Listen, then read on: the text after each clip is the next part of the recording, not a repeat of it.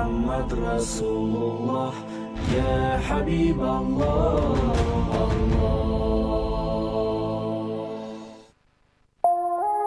Eno ye Salam TV. 2026 is calling and your voters are watching, listening, scrolling and streaming. Ready to lead? Then it's time to be seen, heard and remembered. Next Media is your campaign partner. From TV to radio, digital to mobile, even influencer power. We get your message everywhere. Whether you're running for MP or local council, it's your time, your voice, your victory.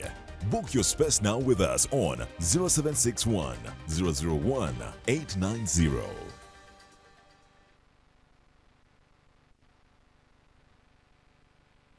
Omuzadde kola okusalawo okutuufu ku kusoma kw'omwana wo ng'omusomeseza mu ssomero eririna buli ekyetaagisa. Kati nkwanjulira Jakaiza Secondary School e Kabowa. Jakaiza Secondary School liri mixed eri abawala n'abalenzi mu Kisulo wamu n'abava ewaka, era ng'abayizi balabirirwa bulungi ddala okuva ku senior 1 okutuuka ku senior 6. Essira tuliteeka nnyo ku mpisa, eddiini saako ebyensoma nga n'abasomesa baffe bonna bakugu nnyo mu curriculum empya. Tusangibwa Kabowa Church Zone mu Lubaga Division, oba tukubireko ku 0702 19 64 91 oba 0772 44 397. Omuyizi asomedde mu Jakaiza Secondary School abawankizo nnyo mu buli kyakola.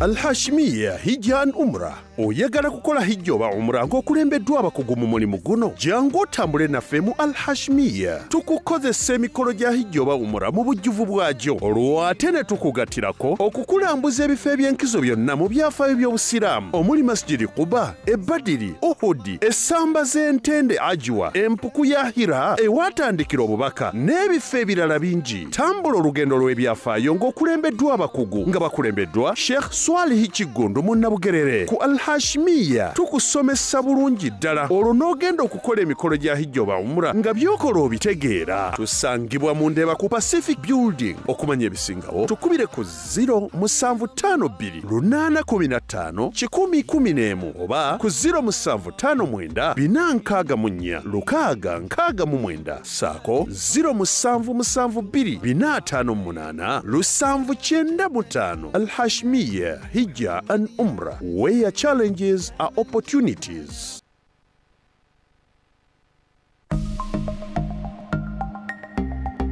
Better steady, be better.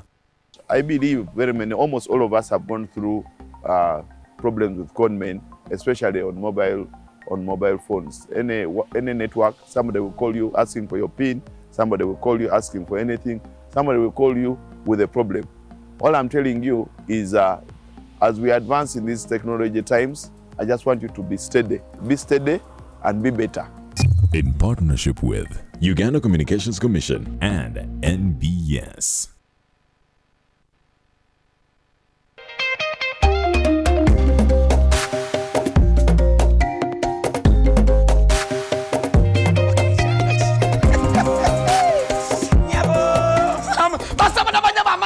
Bruno Betty muzukulamu kumandiga nateranga nyingiro ne banafa ba MTN wanji MTN walalo MTN gamachi to get the power to win njagalo ofuna elyanyi okuwangula ogenda kuwangula ota ngenda kubanga obukadde 10 buli wiki wanji ngenda kubanga kwasa obukadde 10 buli wiki ku simu ye nyinyi chabonka kimuchoka line ya MTN banabeka buli ogenda okusasula ekintu kyonna ogenda okusasula ndakwese momo obulira buli ogenda okusasula ngenda kyosasula kyonna kozesa momo Uzo kwanga ngenda kwewola kasente kozesa momo wanje ogenda ku investinga kozesa momo abwe mteli we jamani ne kwa bukade 10 buli wiki wala kastejo bimala bwe pala wentandika ngamba kyekiriwo wanje ne kwata ku masimu ngamba halo walirudawa tenze tirinyi halo walirudawa zende guru halo walirudawa ndi mutukula halo oliwa ndi mwanange ndi wano mu office ntode nyiga ma computer ne nkuta awa namwe kasana benesi okubenanga mwana wote koze bitu no manga epeyinze ebolowinze investinze ngekozesa momo. Remember to dial star 165#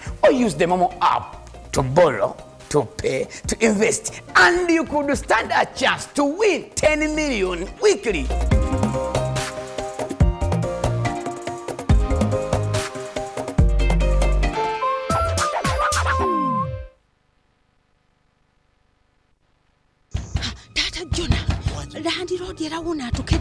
yakonkona. Okakasa.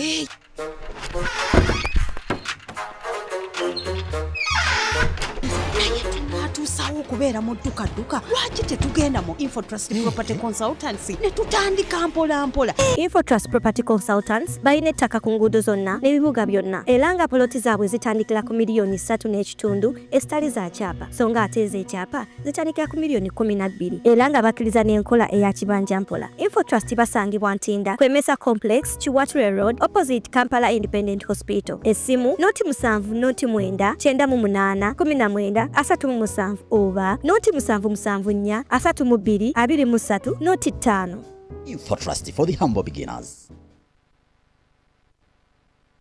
Omuzadde olina okweberera mu ng'omwana w'omuwa omusingi omunywevu mu byenjigiriza. Uthman Mixed Primary School, Masindi. Uthman Mixed Primary School lisambisa amagulu abiri nga ffe tukulembera mu bunyoro yonna mu by'eddiini biyite Islamic Theology wamu ne secular oba biyite eby'oluzungu lya bawala n'abalenzi okuva ku baby class okutuukira ddala ku P7 ab'ekisulo n'abava ewaka. Tulina abasomesa abakugu ddala mu kusomesa ebyensi saako eddiini y'Obusiraamu. Essomero lisangibwa mu tawuni y'e Masindi mu kifo ekisirifu ddala ekisobozesa omwana we okusoma obulungi okwossaako ebyokwerinda ebinywevu ekireetera omuzadde okutebenkera ng'atukwasizza omwana we. N'olwekyo omuzadde leeta omwana wo tumubangule tojja kwejjusa. Okumanya ebisingawo tukyalireko ku ssomero oba tukubire ku 0778 600 oba 0701 72 68 ye Uthman Mixed Primary School, Masindi. اقرأ باسم ربك الذي خلق.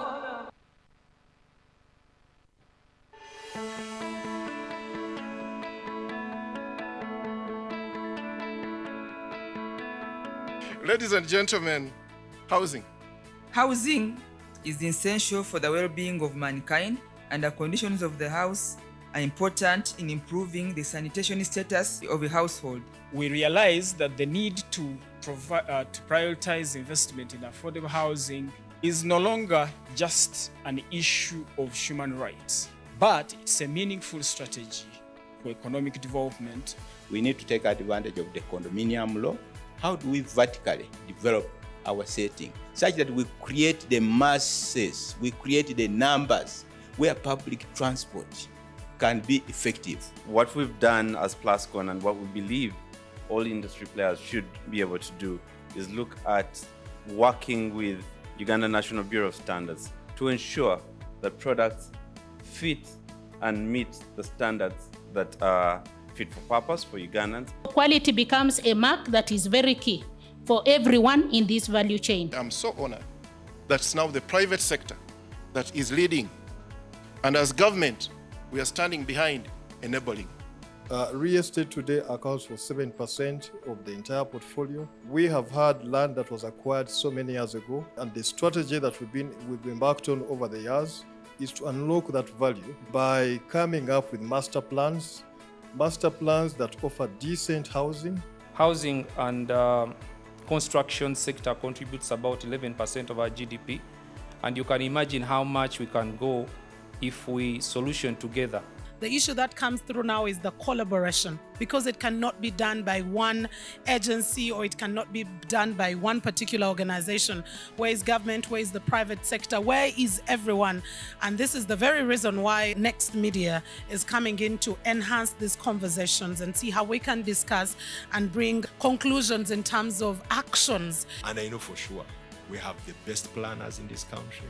We have the best brains running those units. We can do it. And for us as Next Media, we are providing these platforms, NBS, Sanyuka and others, to create that knowledge sharing. Eno ye Salam TV. Bismillah wa salatu wa salamu ala rasulillah amma ba'd. Tujana maaso na programu ya hadithi y'olunaku tutegeeza tutya amaka gaffe. Abamu nno oluusi obutafaayo bibaleetera obuzibu mu maka, amaka ne gatabuka ne gasajjuka naye nga ye kennyini y'ensonga. mugayaavu mulagajjavu ebintu ebirabika nti bapatinazi be mu bulamu bibakosa nga tasobola kubirengera oba kubifaako kutereeza. Kati nno mu bitera okutabula amaka be basajja okubeera ye musajja okubeera n'abakyala abasukka ku omu n'atafaayo kwenkanyankanya wakati w'abakyala. Hadiisi ejjibwa omulyango nno guno yagireeta mu mulyango n'aguyita nti baabul qur'a baina nisa iza arada safara, nti omulyango guno gwogera ku kuba akalulu wakati w'abakyala singa obeera nga omwami oyagadde okutambula. Onaatambula n'ani? Togamba bugambi nti akantambula eno n'osobola okuba akalulu n'omanya nti leero kakutte ono olulala kajja kukwata omulala. Aisha nno omukyala wa Nabbi sallallahu alaihi wasallam yatunyumiza kennyini n'agamba nti Nabbi sallallahu alaihi wasallam kana idha kharaja aqra'a baina nisaihi fatarat alqur'a li Aisha wa Hafsa, nti Nabbi buli yalinga agenda mu safaari ng'akuba akalulu wakati w'abakyala be. Akati kwolwo nno akalulu kakwata Aisha ne Hafsa radiyallahu anhuma. Ndowooza olabye nti yasobola okutambula n'abakyala be babiri. Kanyumiriremu wano ngamba abakyala abalina obujja ngesifumba na mujja wange mujjawo mulabi simanyi muyeekeera simanyi biki. Nabbi sallallahu alaihi wasallam yakuba akalulu nga kakwata babiri. Kwolwo n'atambula ne Aisha ne Hafsa. Aisha yennyini yatunyumiza ng'ate musanyufu. Kaakati agamba wakana nabiyyu idha kana billailati sara maa Aisha yatahaddathu, nti kaakati olw'okuba yatambula n'abakyala babiri Aisha ne Hafsa, obudde bwe bwazibanga nga ekiro atambula ne Aisha nga bagenda banyumya. Faqalat Hafsa n'avaayo n'agamba Hafsa n'ateesa biri z'abakyala nno bambi bakwataganye. Olwo Aisha ne Hafsa Nabbi be yagenze nabo, Hafsa ajja ateesa ne Aisha radiyallahu anhuma amugamba nti olaba otya ala tarkabina layla ba'iri, engeri Nabbi gy'agenda okuba nti agenda kutambula naawe ekiro, olaba otya gwe ogendere ku nsolo yange nze ngendere ku yo. Agamba nti bw'atyo Aisha n'agamba tulabe Nabbi agenda kukola atya. Aisha n'agamba nti ate wali buzibu, bala farakibtu, agamba nti nninnya ensolo ya Hafsa ne Hafsa n'alinnya eyange. Agamba Nabbi sallallahu alaihi wasallama bwe yajja ekiro n'ajja ku nsolo ya Aisha ng'asuubira Aisha yaliko, n'asangako Hafsa. Nabbi sallallahu alaihi wasallama n'amutoolera salaamu. Bwe yamala n'abeera nti nno alinnya naye, ne batambula naye nga Aisha Nabbi sallallahu alaihi wasallam tamulaba.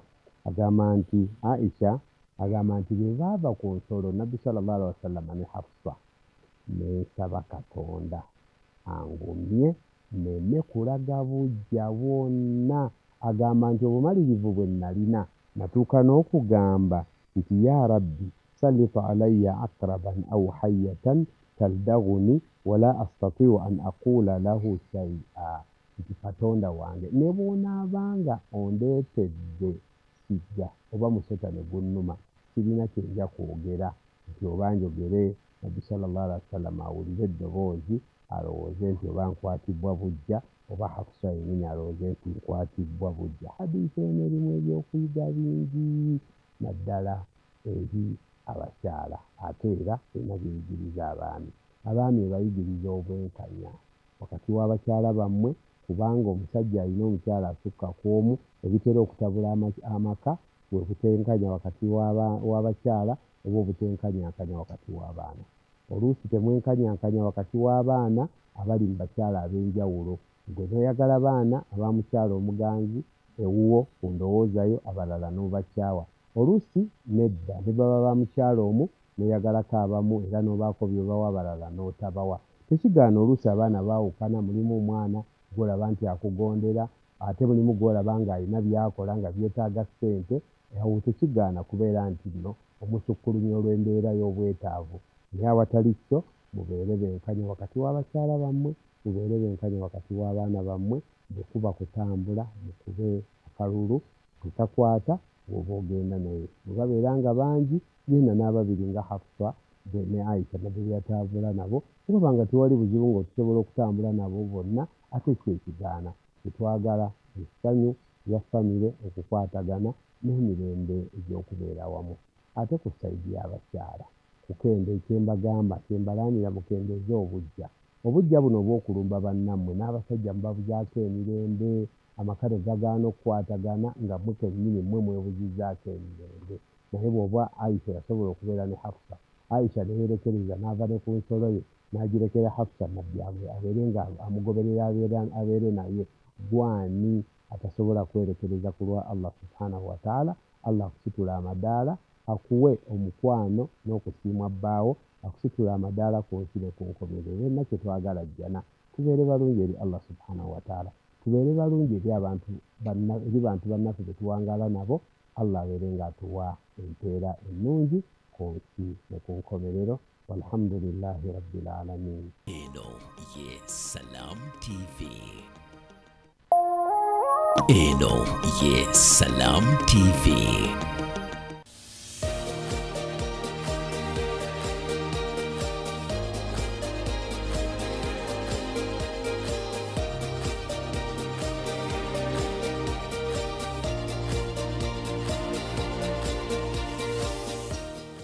Omulungi ali ku lutimba lwa Salam TV. Assalamu alaikum wa rahmatullahi wa barakatuh.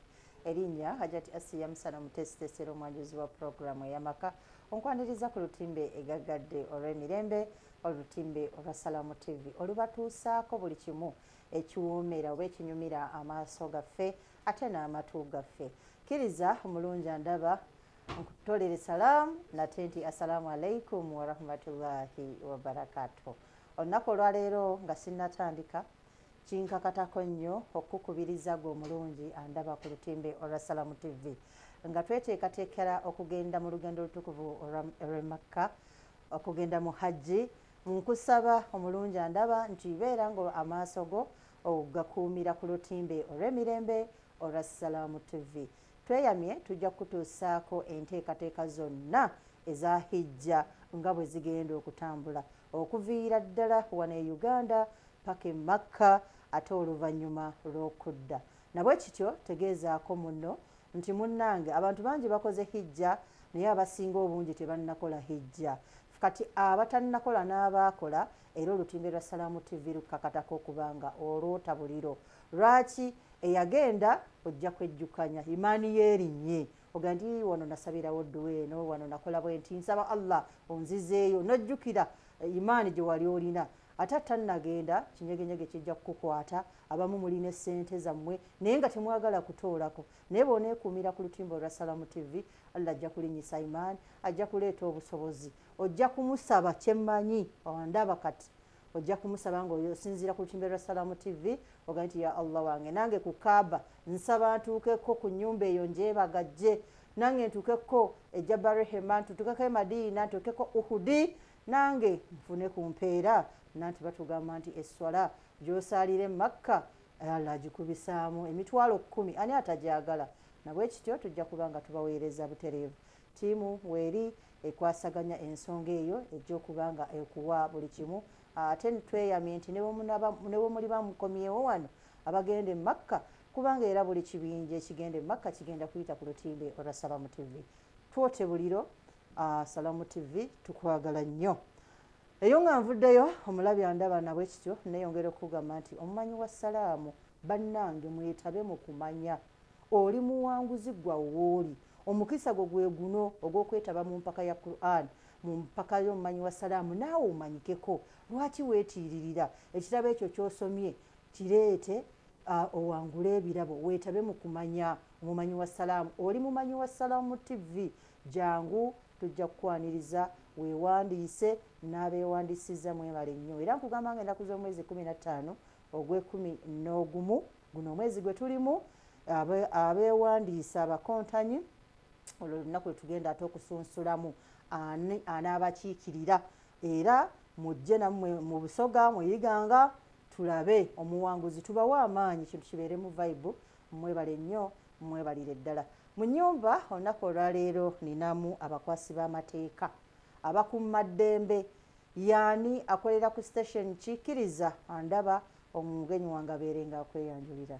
afande Nalulungi sense okulabako kale Hajjati oli bulungi ndi bulungi Hajjati weyanjira omulabi wa Salamu TV akulaba abalabi ba Salamu TV balamusiza nnyo amanya gange Inspector wa Maria Chantal original madam CRO KMP oba Community Liaison Officer atula ku Kampala n'emiriraano head office yaffe eri awo ku CPS awo wentula original madam nera nyongera obugalo waliwo bafeeke waliwo bafeeke bebafaanana batya nze ekimpisa original madam nti nze ndi mukyala mulokola ate omusirikale nti mbuulira njiri ya polisi nembuulira n'enjiri ya Katonda mbeera ku original nze sirya ate sirimba tolimba okay omulabi waffe omulungi original madam akubuulidde lwaki ali original abuulira enjiri mu police ate nabuulira enjiri eya Katonda awo nga tuvuddewo omulungi andaba olunaku olwaleero afande nina ekintu ekinnuma era kimazeeko ebbanga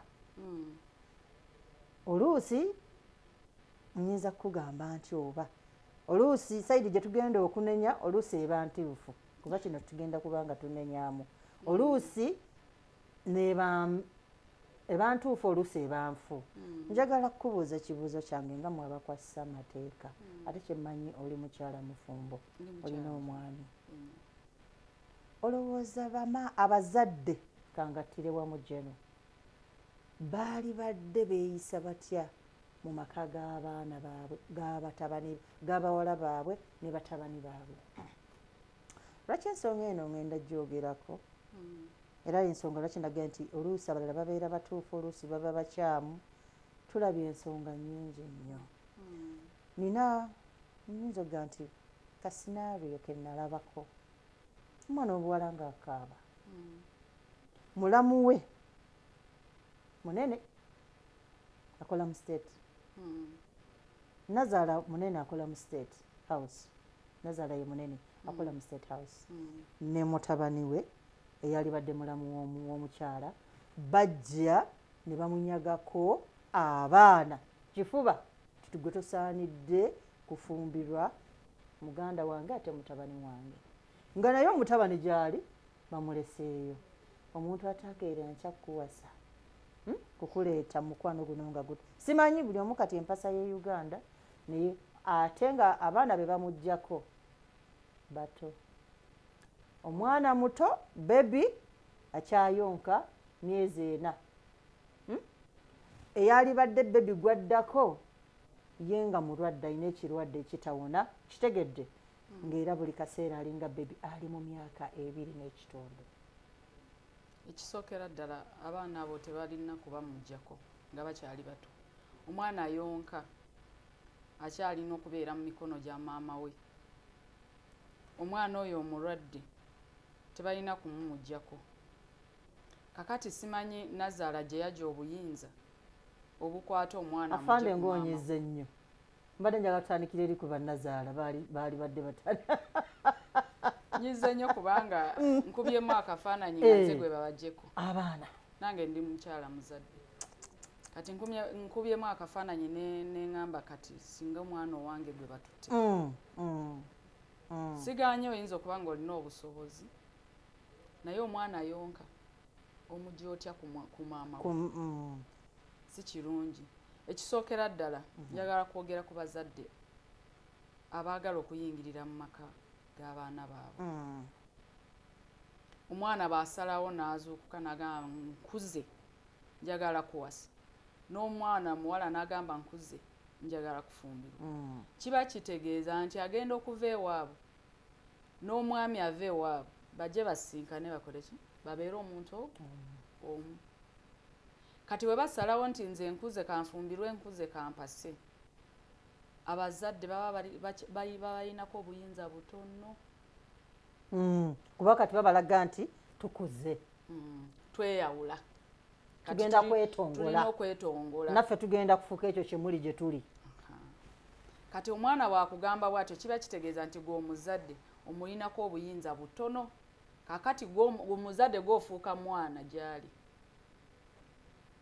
omwana ono asobola okulabirira omwana ono asobola okuwabula omwana ono asobola okuba engoma n'ozina nga bwe bagamba nti omuto akuba engoma omukulu n'azina kubanga kati naye alabye ng'akuze so ntera nnyo okwagala nti in fact nandigambye nti abazadde beewale nnyo okuyingirira nnyo amaka g'abaana baabwe babeeko ekkomo ate naddala abakyala afande ekintu kye tusobola kwewalika olw'ensonga nti abantu bano ago ge maka gojja okulaba nti gateredde waliwo amaka agakuwaliriza omulabe atulaba oba ndaba okuyingiramu lwa nsonga abaana bano ayinza okuba nga yafuna omuwala naye nga bo tebali mu mirembe nga kizibu nnyo obutayingirayo kubaako okubataasa n'okubaluŋŋama okubalambika okuyingirayo kitegeeza kikuba kyalira oba kubeerayo oyinza kiri kyengezako kugamba nti tetujjaga nti omuzadde ono talina kubeera mu maka g'abaana baabwe nakulaba butya bulamu bwe bwe butambula ojja kusanga nga waliwo omwana ow'obuwala ng'ali violent eri munne baagalana naye nga bwe bayofuna okuyombagana tv bagyasa baagalana naye nga bwe bafuna okuyombagana engoye baziyuza boonoona kati nga okubateera ekintu kino eky'obufumbo nga temuliimu kubayambako oluusi kati kyova olaba hajati okuviira ddala ku buto tulina okukuza abaana baffe nga tubalaga kiki ekituufu kye bagenda okusanga nga bakuze omwana mukulize ddala mu mbeera gy'omanyi nti gy'agenda okubeeramu bwe batuuka awo okuyombagana ne balwanagana ekitegeeza baasiiwuukadde empisa nga tebanaba na kuva mu maka gaabwe kati kitukakatako ffe ng'abazadde okukuza omwana mu mpisa ezo z'oyagalira ddala abeere ne bw'aliba ng'akuvuddeko nti ogezako ga nti omuzadde akuze omwana nga amulaga nti togenda kubeera nange lubeerera ogenda kuwangaala n'okusanga abantu ab'enjawulo abatalinze abatajja kukukwatirwa kisaŋŋanze mukaddewo yenkuza abazadde bali egyo babakuzaamu abaana kyogamba yes ate kati olaba ennaku zino lwakuba nti abaana beewagula nnyo ku bazadde abazadde kati tebakyalina na time ekuza abaana mu mbeera eyo ndowooza ebyokusoma kubeera ku masomero nnyo jo nabadde mpuliriza Mr. Gashumba ng'agamba nti singa yali alina obuyinza yandigambye nti no boarding schools for children kyogamba nazo zivuddeko okuleeta embeera eno anti abazadde kati abaana tubasuuliridde tubaleka nnyo mu boarding mu bisulo kati tebamanyi kiki ekitegeeza okukulira mu maka oba okukuzibwa omuzadde naye afande wa Maria abaana bano tebasuula ku ssomero bawummula era nsuubira nti waliwo n'oluwummulo olunene kati nga lwetugendamu hajjati okimanyi nti ebiseera ebisinga abaana babimala ku ssomero than home kati balamu nti taamu ya myezi 3 waka agenda kumalayo weeks 3 kati mu mwaka naye ate wali at the end of the year waliyo bawumulira emyezi 2 kumpi 3 kati obuzibu bwe bugira nti kati abaana bwe bawumula mu luwumulo oluwanvu bwe buti abazadde abasinga tulage obubi bw'okubeera omwana mu kisulo obubi bw'okubeera omwana mu kisulo bwe buno omwana akula nga empisa z'awaka tazimanyi emirimu gy'awaka tagimanyi tamanyi omuzadde kumugambako nti kino kifu kubanga n'ekisulo ky'omutaddemu tomanyi abamulabirira oba bamugamba nti kino si kituufu oba kino kituufu naye ffe ng'abazadde gwe ng'omuzadde kiba kikukakatako okulaba nti omwana wo omukuziza bulungi n'omugamba genda onaabe n'omugamba golola olugoye n'omugamba yoza ku sowaani ebyo mu kisulo tebiriyo n'otunuulira n'endya wano ku mmere ali aswankula alina empisa ez'okulya agabirako banne ayagala banne omwana ono bw'anaakula agenda kubeera mwana kikaaki kati ebyo tetubitegeera fe abazadde naye batugamba nti abazadde nammwe ennaku zino munoonya ssente ozinoonya bubi mulinga ze baba batuma omuwendo kyo kituufu abaana bano newanaaba nga avadde omwana wadde naye akompuleyininga obudde bwe mulina butono mubakeeza ku matulutulu 11 10 abazuukuse 11 muteekateeka okusimbula geeti y'essomero tebanagigula nga bamukwasa abasirikale b'essomero kati maama ogenda kudda ssaawa nnya nga n'omwana ono obwongo bukoye kyenkana era n'abaana ewaka balinga oluusi amukima ne ku ssomero n'agenda naye ku mulimu anti akyakola tolaba obwana awo mu tawuni nga kali mu uniform naye kali awo mu paaka keetooloola omuzadde yakakimye ku ssomero n'akaleeta awo ku mulimu anyuke nako ssaawa nnya 5 ez'ekiro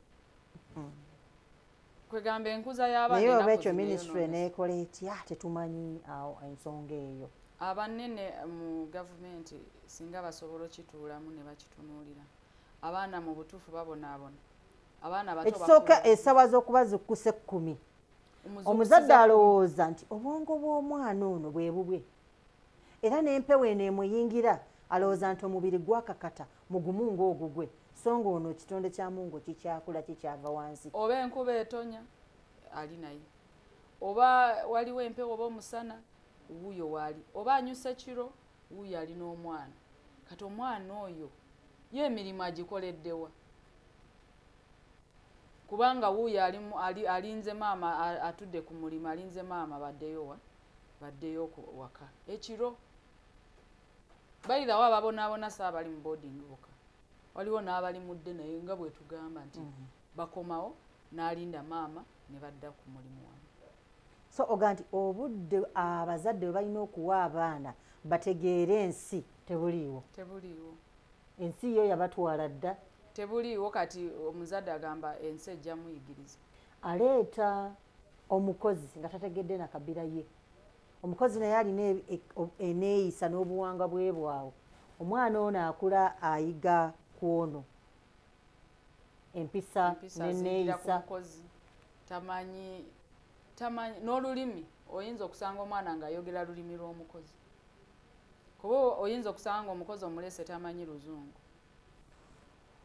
ate n'omusiima nti emirimu agisobola naye olulimi talutegeera communication wakati w'omukozi n'omwana wesanga omwana kati omwana asiiba waka n'omukozi basiiba boogera omukozi ajja mugamba omanyi bw'oba okangavula omwana oyogera lulimi lwo kati kiri ky'oyogedde omwana kyawulira so kati gw'ogenda okwesanga nga hajjati ebintu by'okuza abaana kati atuddayo eri ekyo tukinnyonnyodde tugitegedde kati bamaama bano abazadde tetujja kuwawula kubanga ojja kusanga nti oluusi bakaabaana ebizibu bye boolekera owulidde oluusi n'abaana abako gw'okimanyi nti waliyo bataata nga beegomba bakaabatabani baabo waliyo bamaama nga babba babawala baabwe babeegwanyiza ate ne wabeerayo ng'omwana omulenzi mamizi saani kimanyi bulungi okusookera ddala nandigambye nti oba abazadde balekerawo okugenda mu maka g'abaana baabwe olw'ensonga okugendayo okubeerayo okugendagendayo buli kaseera okugendayo okubeererayo ddala omuzadde yandibadde ajja mu maka nga mulwadde yeetaaga okumutwalako emulago oba eddwaliro lyonna lyoba osazeewo okumutwala n'abeerawo n'omujjanjaba bamala okuwona nga dda waka naye omuzadde bw'abeera waka mu maka g'omwana naddala abakyala bami tebatera kuba n'empisa embi bataata tebatera bataata bo beetuulira n'atuula n'omuwa ky'omuwadde n'alya oba omuwadde mu ssanyu oba mu ttima yasigala asiima bataata tebatera complaininga simanyi oba naawe okimanyiko basezaala baba baagala nnyo bakaabaana baabwe ne baba batamwagala ne baba bamwagala tajja kiraga naye kakati bamaama bwe kiba kisoboka batuule waka mu maka gaabwe abaana baabwe babalabirire eyo bw'aba mulwadde jangu nkujjanjabe oddeyo waka kubanga bamaama tulina obuze naye nze sigenda bukola obuze obwo yindako setunnagaana omanyi olusi nina omuntu oyo pilot sijja kwogera linnya lye ku airport yaleeta omukyala nkuwa kyakulabirako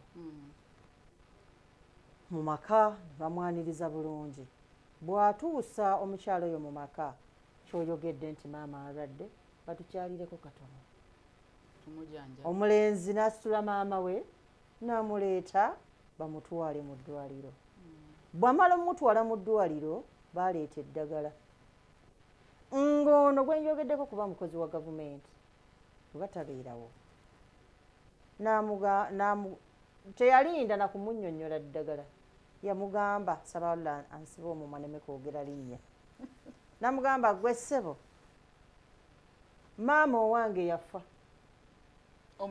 ani agenda okuweera nnyoko we eddagala kitegedde waliwo n'abaana abawala bwe bati ng'oleese maama wo mu kaseera katono olw'ensonga ekuleese ate bamaama b'ennaku zino tukyali yenkuza eri embi gye nakugambye kati maama era maama yaga nti nze okudda mu maka ga mutabani wange ng'alina mukamwana ono aliba mwana wa mwana wange yenkuza embi gye nakugambye kubanga tulina okubaamu ak'obuntu kati bano abazadde bafuukire eddala bazadde nga wonobeera n'omwana wo nga mubbi naye n'omugumira mu maka g'abatabani baabwe naye era kati oyinza okusanga mukomwana nga empisa nsiiwuufu empisa ziba nsiiwuufu naye okugonjoola empisa ezo si kwe kulwanagana naye si kwe kutuula nti katulabe ani asinga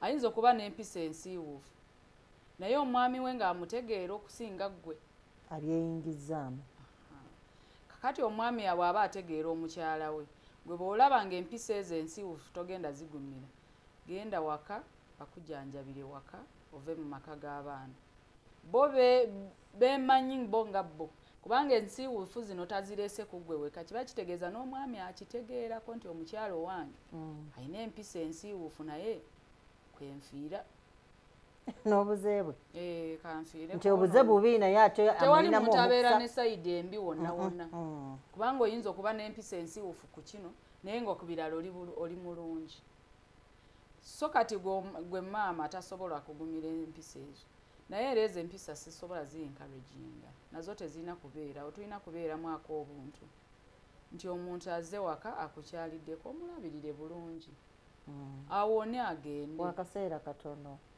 awone agende tewali nsonga lwaki oba osobola omuvuma kuba yakuzaalira omwami gw'oyagala naye newankubadde ng'agenda kusigalawo tugambe sayidi zombi wabeera maama wo omulabyemu emize emibi omuntu bw'akula badevelopinga emize egy'enjawulo entondo tusaba bakaabaana maama wa bbaawo oba maama wa mukyalawo waabazze mu makaago mutuwalire ddala nga muzadde we yakuzaala kubanga ye yakulabisa ono gw'olina gw'ofiirako gw'otayagala mu musheyalinge na mukazi mulala muteekeko omukwano yiga buyizi muntu nze kyekyo kigamba abantu yiga omuntu ono kubanga on'omuwala naye yavaamu omwami wo ate n'akasaayi mwekali musome ebyokulya tebikumalamu okitegedde kuba waliwo omulwadde gwe bajja okuleeta ng'eka talina agenda kumulabirira nga mulaba maama mbeera mbi mwagala mubeere wano kumpi naye okitegedde tuyige we tukwata abantu abakulu abavubuka ba leero mwenna sayidi ey'abalenzi sayidi ey'abawala tuyiga abakadde bano kuba tubafunako abakadde bano obejjana sayansi egamba nti kasita otuuka emyaka 4 otandika menopause kati one of the signs of menopause yentondo so kati suubira omuntu yenna wa myaka 4 okudda waggulu okubeera n'entondo naye kakati zino entondo zisoboka osobola ozimanejinga kubanga oba okimanyi nti era ku myaka gye tajja byalina okukola tagenda bisiima so kati omwewala gwe mulage laavu kale yakuvume naye gw'omulage laavu kati ate bamaama nabo tusobola okukimanya naffe nti entondo kati zitandise ku myaka gye ndiko sijja kusiima buli kimu tulekera awo ate naffe obuze omanyi waliwo bamaama nabo ababeera wakamaama nkubuulidde maama eyagenda naga mutabani we gwesigala wa omuvubuka yali aweerezanga ku muwala obuyambi namugamba nti lekera yali amugwiranga kabasimati akateere n'agula amataaga ebintu nga ebya supermarket kwolwo maama yagula mukene ne lumonde simanyi gw'otumanyi yagula mukene ne lumonde ngolo kiki mukamwana tamwagala kakati ofanda otirabe simanyi bwokyabiyita byawe ate waliwo okugula ne mukene n'olumonde nga byo byoyagala okulya saawa eyo gwe nolowooza nti obiguze kubanga tomwagala naye nga mukene ne lumonde si mmere embi si mmere embi naye okusinziira shopping maama gy'abadde akola omuvubuka gy'abadde akola kwolwo maama yabigula naga nti mutabani wange talina sente kati awo wewali obuzibu mutabani wange talina ki sente mukene ne lumonde omutabani yagulanga basimat amata ag'omu bikebe n'amuwa ku sente enkalu n'abawa buli kimu ekyetaagisa pampa bikoze bitya mama yamugamba njagala emmere eno mugirye mukene ne lumonde era omwana omuwala yatunuulidde ebintu agenda okulaba wayita wiiki emu maama akomyewo abaana nga bamukwankulako ne mutabani we nga tannaba nno kumukwankula ku mutabani we basooka kumugalira ku geeti omulungi atulaba katuveeko mubaka buno katono nnyo tovaawo tukomawo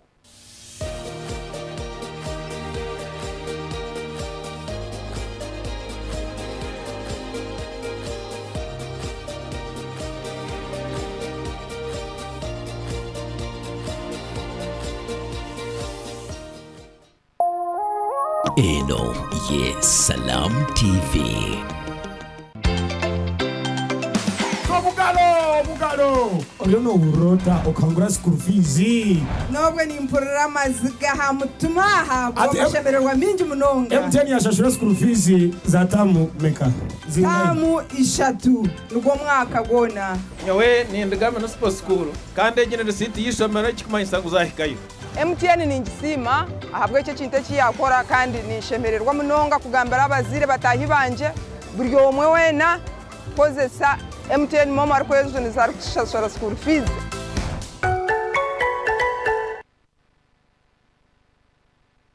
One by one makes a bando.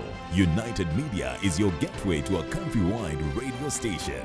With a coalition of more than 120 radio stations, 15 TV channels, 20 online publications, you can cover every region and community with convenience and no hassle.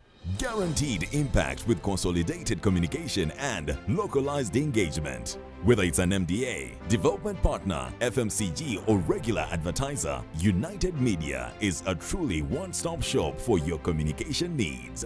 United Media, together we will shape the future. Okulinyisa omutindo gwa Afro Mobile. Eno yengeri joyinza okuza obujja omutindo gwa Afro Mobile yo. Funa app ya Afro Mobile okuva ku mukutu gwa Google Store oba App Store oba ku mutimbagano gwa www.afromobile.com. Londako forgotten password. Tekamu account yo eya Afro Mobile ozebujja pin code yo. Ojja kufuna obubaka ku email yo okuli ne code empya. Bw'oteekamu code eyo olwo pin yo empya ekkirizibwe. Afro Mobile, emboozi za Africa ezannamaddala. Afro. Mommy? Yes? At school, everyone crunching. Nange ku mulimu nga nkola. When I'm watching my kazanyo.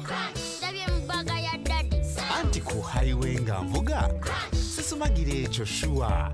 Kati nange bampakingire Honey, mwana muwe. Get your favorite packet of Psalms from a shop or supermarket near you and crunch. Get yourself a packet of Psalms and start crunching.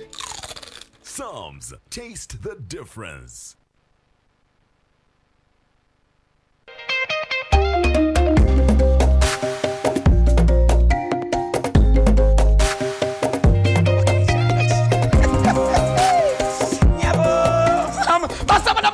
Nyanza Bruno Betty muzukuru wa mukumandiga kumandiga natera nga nyingiro ne banafa ba MTN wanji MTN walololo MTN gamba chi to get the power to win njagala ofune elyanyi okuwangula ogenda kuwangula ota ngenda kubanga bobukadde 10 buli wiki wanji ngenda kubanga kwasa obukadde 10 buli wiki ku simu ye nyini chabonka chimuchoka line ya MTN bana beka buli ogenda okusasula ekintu kyonna ogenda okusasula nda kwese momo obulira buli ogenda okusasula ngenda kyosasula kyonna kozesa momo oyinza okubanga ngenda kwewola kasente kozesa momo wanji ogenda kuinvestinga kozesa momo abo MTN we jamani ne kwa bukadde 10 buli wiki wala kastelio bimala bwe pala wentandika ngamba chiriwo wanje nenkwata ku masimu ngamba halo walirudawa chenze tirinyi halo walirudawa zende guru halo walirudawa ndi mutukula halo oliwa ndi mwanange ndi wano mu office ntode nyiga ma computer nenkuta awa namwe kasana benesi okuberanga mwana wote koze ebintu n'amanga epeyinze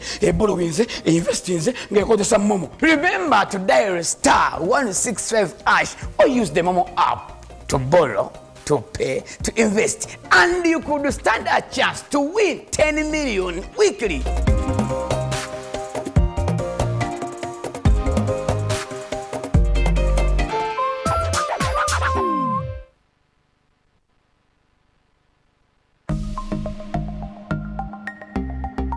Better steady, be better. Amanya bampita waswa Ben. Kyenyiza okugamba ku bantu bebafera. Oyina ku masimu nga tobudde muntu pin code yo. Bamugaba bamusindikidde emitwalo baja ali 9. Message nejja kusimya naye nga sente ku mobile money tezikola ki? Teziriko. Kati ne bamugamba walo code je bamugamba okunyiga nanyigamu. Kali sente we yanyigamu ku pin code ye bwati. Sente zali ku mobile money bazikola ki? Better steady to bakufera be better. In partnership with Uganda Communications Commission and NBS.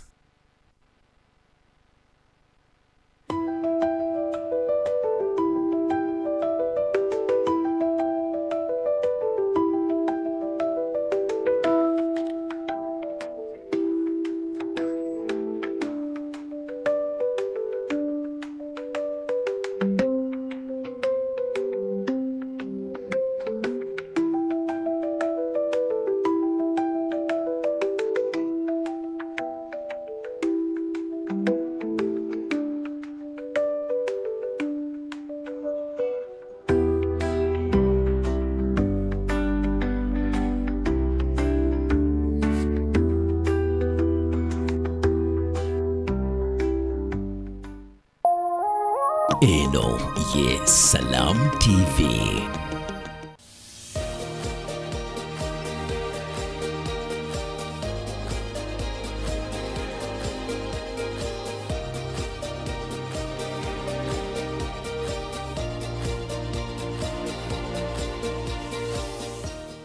Nkwebaza nti webale nnyo webalire ddala yonna gy'osinziira kubanga otoota buliro ku lutimbe olwa Salamu TV.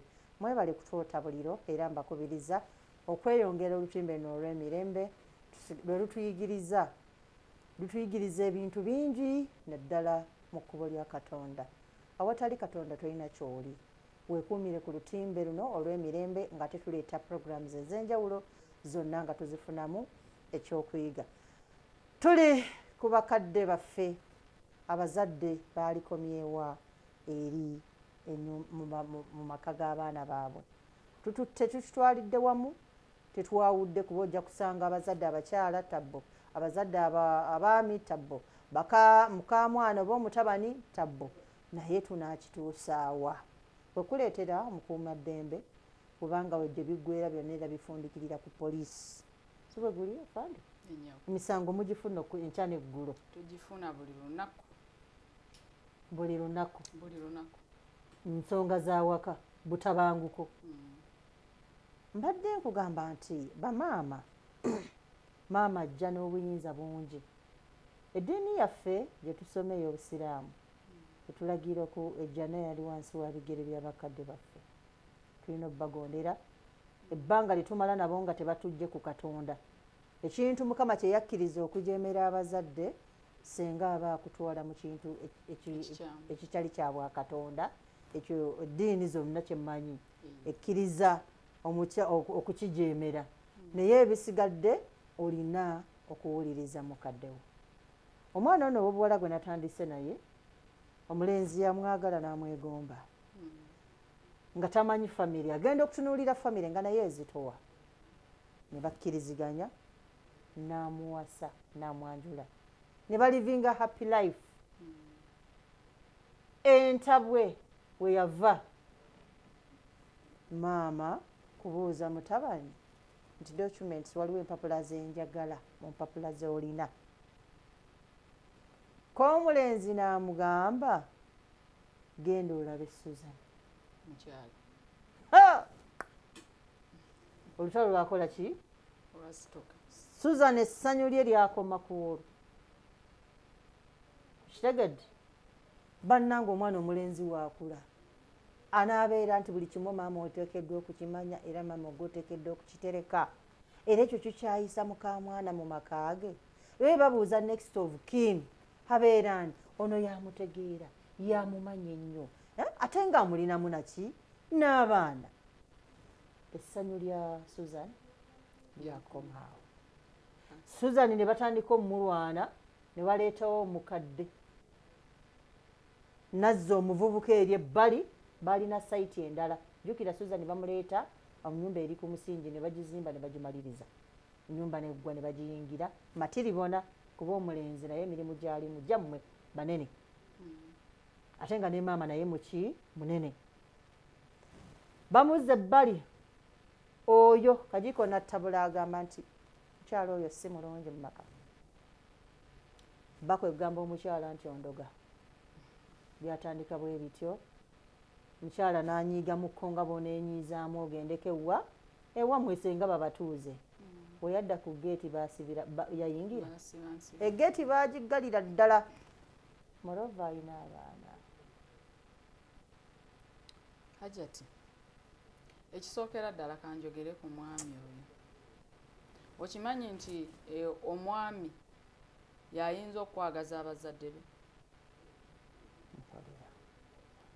Omwami in fact mu maka omwami kasita talaga nti kasita alaga abazadde nti takwagala n'abazadde bagenda kukyayira ddala. Omwami bw'alaga abazadde nti oba mumwagala oba temumwagala yoyo mukyala wange, abazadde bagenda kwagala. Ekisookera ddala omwami oyo yali alina okulaga maama we nti omukyala wange saawa eno ye next of kin. Yatereka empapula zange, yatereka documents. Awo maama yali tayagala kiwulire. Anti awo obuzibu bwe buba. Oyo maama teyategeera nti mutabani we yakula yava waka, yagenda kukola amaka agage. So maama oyo yali talina kubiyingiramu okukyawa mukamwana kubanga ono mukamwana omwana we yagenda omuwasiza ye yali amusiimye. Era ekintu kye yakola akumugamba nti genda obuuze mukyala wange webiri kyali kituufu kyali kirungi maama yali alina okikiriza kuba yabeere waka. Kuba yabeere waka kati maama n'amanya ebiri mu bedroom. Okwefulukuta wonna ennyumba. Maama agende mu bedroom atankule ebipapula ne drawers n'ebiki byonna anoonyemu documents. That is not okay. Bamaama bakirize nti omwana bw'aba awasiza the next of kin is the wife. Talina kubiyingiramu n'akamu. Era omwami oyo yali alina okudifendinga omukyala we. Naye lwakuba nti bamumukyayisa ennaku zino abantu omwami bw'alaga omukyala nti amwagala nnyo n'akiraga abazadde oba n'agamba nti buli reference yonna n'agamba gende wa mukyala wange oba n'aba ayagala kusindikira ssente sayidi ye agamba omukyala send money to this person nga wa sayidi ye.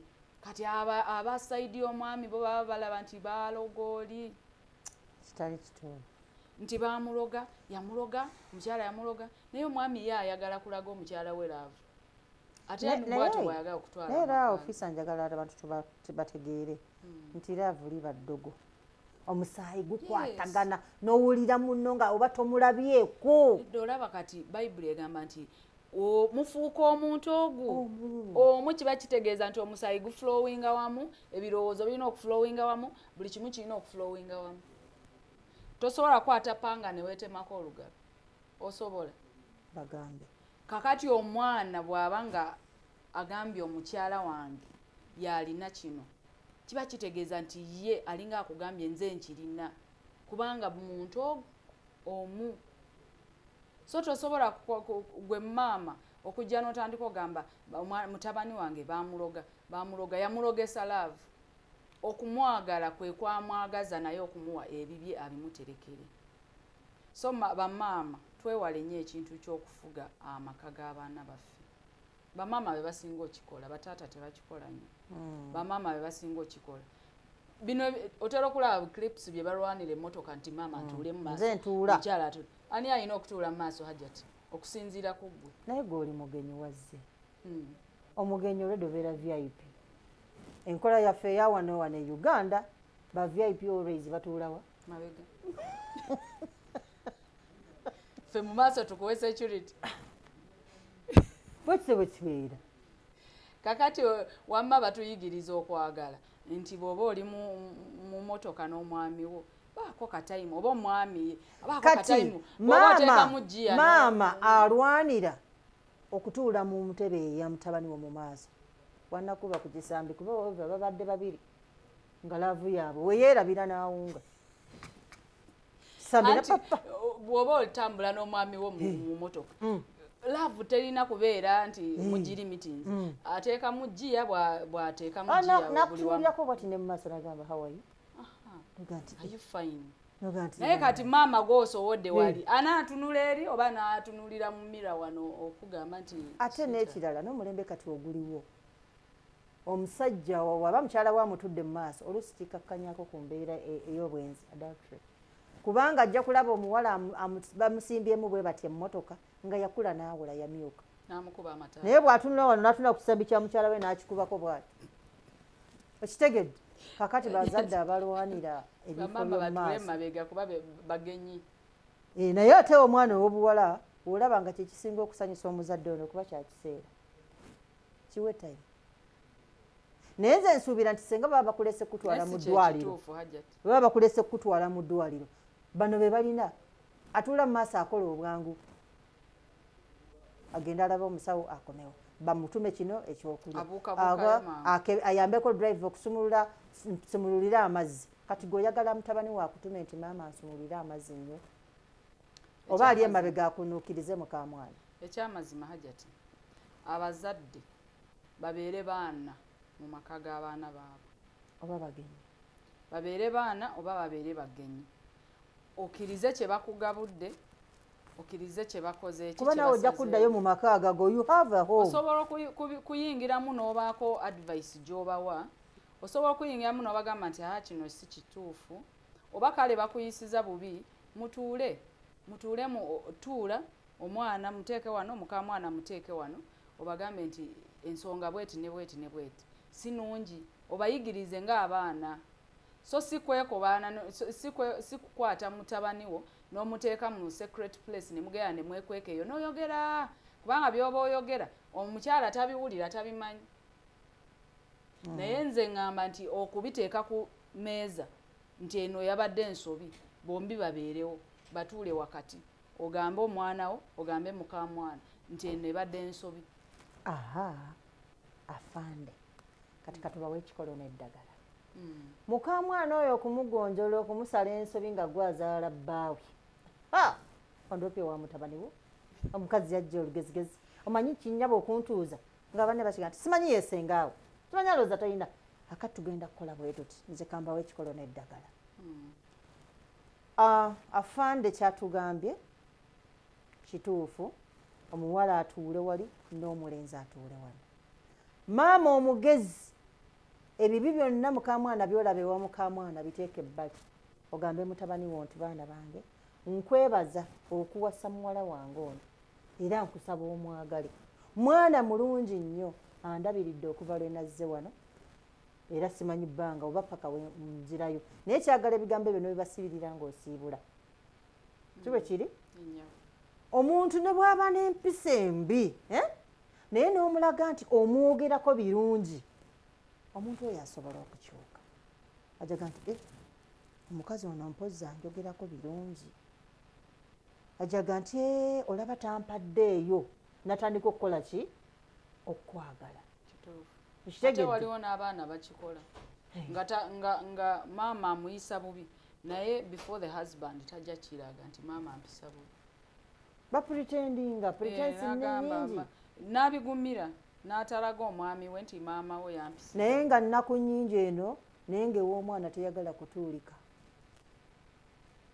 eyagala lunaku lumu bbiri oba bo bajje ewuwo oba olabye otya awo nakyo kikola oluusi abazadde bainvitinga abaana ewaka n'abagamba nti mujje tutuuleko nga famire ne bawako ensonga zebagunjula ebyokugamba nti kundoopa wa mwami oba kundoope wa maama ebyo tebikola ensobi zibaawo akati nkuzaayo mu ofiisi yo singa omusango guno gubaguze mu ofiisi ogula mu looda ebiseera ebisinga emisango gy'amaka tutera okuwa advice tutera okubasomesa ki kye balina okukola ne ki kye batalina okukola kyebatalina kukola tetulina ssanyu mu kusiba omukyala tetulina ssanyu mu kusiba omwami tetulina ssanyu mu kusiba omuzadde tulina ssanyu lya kubaleeta ne babeera wamu ne baagalana ne bakolagana oluganda lwange enkwatagana ne bafuna enkwatagana ne bakwatagana ne bakolagana bulungi naye nze ebiseera ebisinga mami ntera omu advisinga bw'oba toyina mulimu gw'amaanyi gw'okola mu maka g'abaana ddayo waka oba ojja kubalonda emize tegisobola kubula kubanga oli already ali mu myaka gya laavu yaabwe bagitambuza kati boba laavu yaabwe bagitambuza nti ono anyiiga ono nazza ono amanyi laavu yaabwe anyway ono bw'avuma kati olaba nga for example waliwo amaka ng'omwami ayina pressure in kunaaza abaana ayagala nnyo anaaza abaana be ayagala nnyo agende mufumbire afumbe ayagala nnyo bwe batyo mu ntandikwa amaka gaabwe bwe gatambula waliwo abaami nga naturally bwe batyo nga ye ayagala abaana be ayagala mukyala we ayagala nnyumba ye ayagala buli kimu kati gwe maama ayingiddewo ogenda okusanga omwana wo nga yanaaza abaana nekikuyisa bubi naye n'otategeera nti bolaavu yaabwe batyo bakola ki bwetambula ate n'ekirala afande omuzadde ebbanga ly'omala mu maka g'omwana wo omulemesa okwetaaya kituufu kaaba ow'obulenzi kaaba ow'obuwala laavu yaabwe waliwo weesituka ejja kusituka ku ssaawa 7 gw'emisana ejja kusituka ku makya bakyayagala okubeera mu buliri bwabwe ate gwe niwe ofuuse mugugu bw'oyagala kacyayi bamu tebalina busobozi bw'abakozi oluusi omwana omulenzi ayagala kwetema kinu ng'esaati teriimu nazaala wooli awo maama w'omuwala omuwala ayagala kwambalirako bbaawe mini okitegedde kuba yamanyi bbaawe naye ajja kubaako nekkomo ojja gamba nkunamidde mukamwana bukyanzija wana nkunamira bukunamizi ate nga waka waddembe kwambala kyayagala n'akyambalira omwami we bakiri kakati yajja kujja atandika bajja kwagala balye chipusi gwe wamanyira ttooke boobeze nga buno mutuufu buyitamu buyisi mu mbuto wakwatadde enkumbi nga bumene tebukukkusa kituufu era nze hajja tikyobalaba nemerako nti maama bw'aba talina nsonga lwaki atudde mu maka g'omwana adde waka ewuwe naye lwaki mukamwana ono nze nakulerera bbaawe nemukuza natuka okwegombesa nasoma naawe n'osikirizibwa okumwagala lwaki nange tongumira nange nensanyukirako wamu n'omwana wange nga muli mwenna namwe mundabirire oneebaze tebisobola kuneebaza kumalayo naye oneebaze nti maama weebale kunzaalira lulenzi eno ye Salam TV. Sad moments and more especially death are inevitable, but malaria deaths do not have to be one of them. Do not regret. The power to chase mosquitoes lies in your hands. Mosquitoes lead to death. One bite could cost you everything. All you have worked for will be left behind. Your children will be left in the hands of no one. All property will not protect you. Sadly, your friends and family will move on. Protect yourself and your loved ones from mosquito bites. Sleep under a mosquito net every night. Clear bushes and stagnant water around your home and close all doors and windows by 6 p.m. The power lies with you.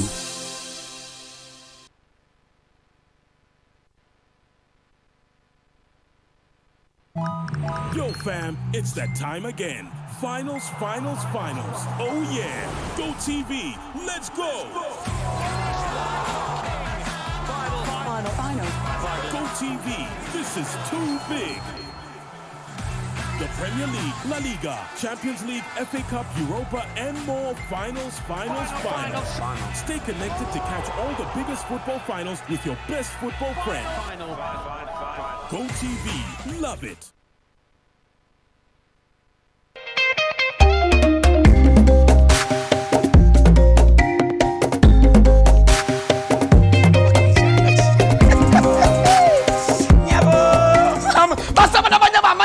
Bruno Betty muzukulamu kumandiga nateranga nyingiro ne banafa ba MTN wanji MTN walololo MTN gamba ki to get the power to win njagalo ofuna elyanyi okuwangula ogenda kuwangula ota ngenda kubanga obukadde 10 buli wiki wanji ngenda kubanga kwasa obukadde 10 buli wiki ku simu ye nyinyi chabonka kimu kyokka line ya MTN bana beka buli ogenda okusasula ekintu kyonna ogenda okusasula ndakwese momo obulira buli ogenda okusasula ngenda kyosasula kyonna kozesa momo oyinza okuga ngenda kwewola kasente kozesa momo wanji ogenda ku investinga kozesa momo abwe MTN we jamanyi nekwa obukadde 10 buli wiki wala kastello bimala bwe pa wentandika ngamba kiye kiriwo wanji nenkwata ku masimu ngamba halo walirudawa tenze tirinyi halo walirudawa zende guru halo walirudawa ndi mutukula halo oliwa ndi mwanange ndi wano mu office ntudde nyiga ma computer nenkuta awa namwe kasana benesi okuberanga mwana wote koze ebintu no amanga epeyinze ebolowinze investinze ngekozesa momo. Remember to dial star 165#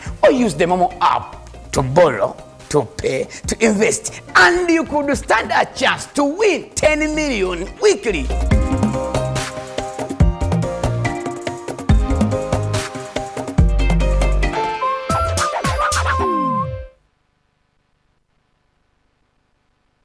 ...2026 is calling and your voters are watching, listening, scrolling and streaming.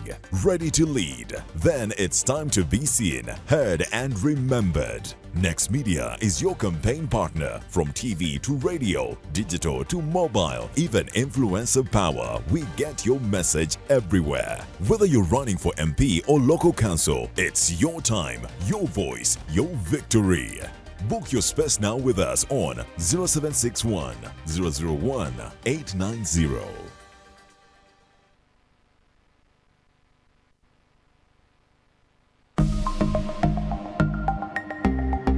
Better steady, be better. Ndabula bannange benkola nabo n'abantu bonna abandaba beewala abafere obufere buyitiridde ababbi ababbira ku masimu ku sente olaba message yonna nti oba tukusindikidde sente bweziti nga bakusaba pini bagezaako okusaba pini weeberere towaayo pini yo baba bagenda kubba mwewala abafere mubeere steady. In partnership with Uganda Communications Commission and NBS.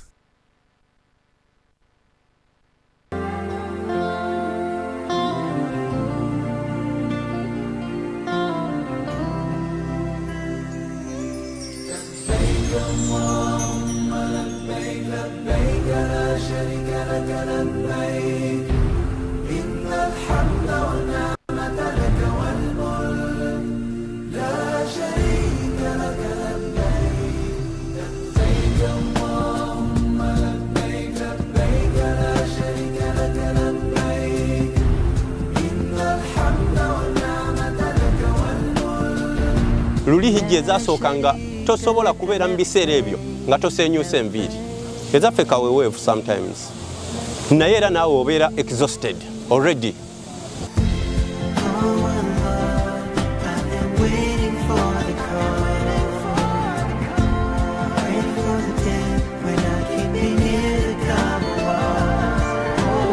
mulanga abakyala mufisse ssente ez'akameeza tugende emaka. Salamu alaikum.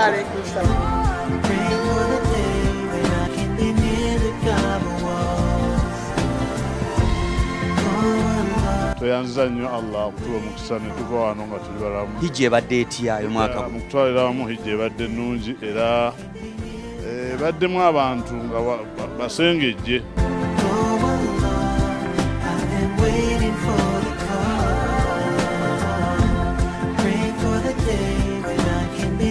Nenjagala okwebaza ennyo Allah jalla jalaalu atukomezaawo nebaza Uganda kati kyafuuka nga ekyalo. Tubeere Makka naye nga bantu baffe badde batulaba ku Salam TV batulaba ku mikutu egy'enjawulo bannaye tuli basiimu. Uganda Bureau of Hajj Affairs nagisavingamuuko naye ebisanja bibiri nenjivaamu ekola omulimu gw'amaanyi. Tugikubiriza okwongera okuteekayo ebirango okubeera nga okusensitizinga abantu okubamanyisa ng'obudde bukyali bannange tugenda ku level bwe tugenda ku kintu bwekiti yebeere nga yijjako omusango abaana abasigadde basigale nga bakereebukereebu.